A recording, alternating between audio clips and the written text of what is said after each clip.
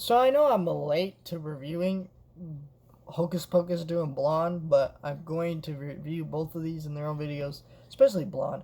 Blonde mostly because I didn't have 3 hours, and by the time that I had gotten around to, uh, you know, hearing it was out, because Netflix is very irritating about just dropping stuff. I had heard such negative things that when you're like crushed for time and you're like, should I watch this or just watch something real quick right now? I'm like, well, I've heard such negative things, so I waited till I had 3 hours just to kill, and I finally watched Blonde, and this is an awful movie.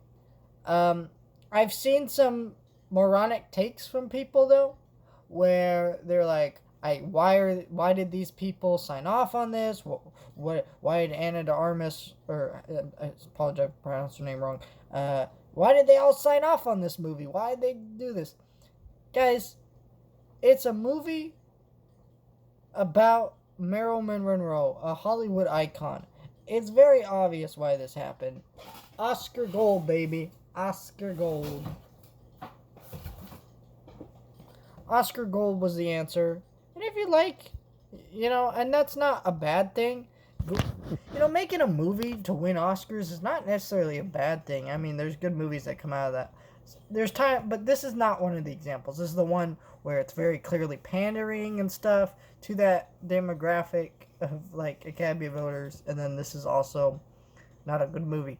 First of all, this movie is incredibly sexually explicit because it's an NC-17 movie, but where that normally wouldn't be a problem, it really feels like in some scenes the director was getting off, or in some scenes with where the stuff with JFK in this movie,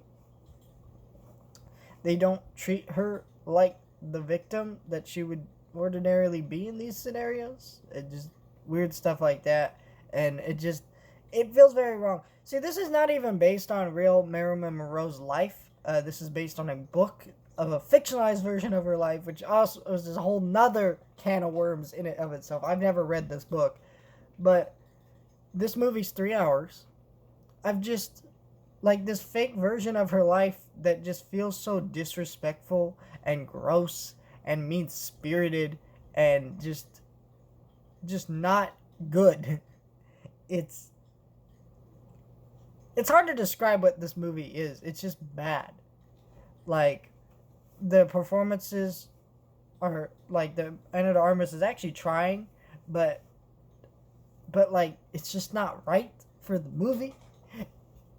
She's giving a better performance than the rest of the movie. This feels like Showgirls, that movie, except slightly better made, and the lead actress is actually trying, but it just feels wrong when you're watching this movie. It feels like this whole movie is just gross. Like, it's not fun to watch, and I knew that this movie wouldn't be, because if you know Marilyn Monroe's life, she's had horrible things happen to her.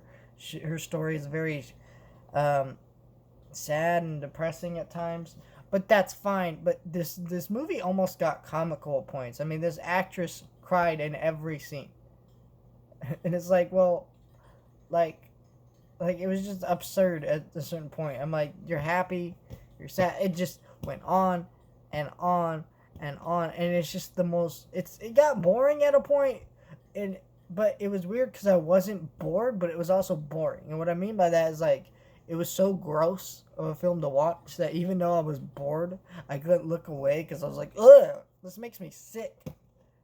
And I don't know. I don't know how to describe what's wrong with this movie very well, but it's just not a good movie. And I can see the attempts to get awards, and it's very possible that Anna de Armas will still get an award because this film does such a successful job pandering to Hollywood.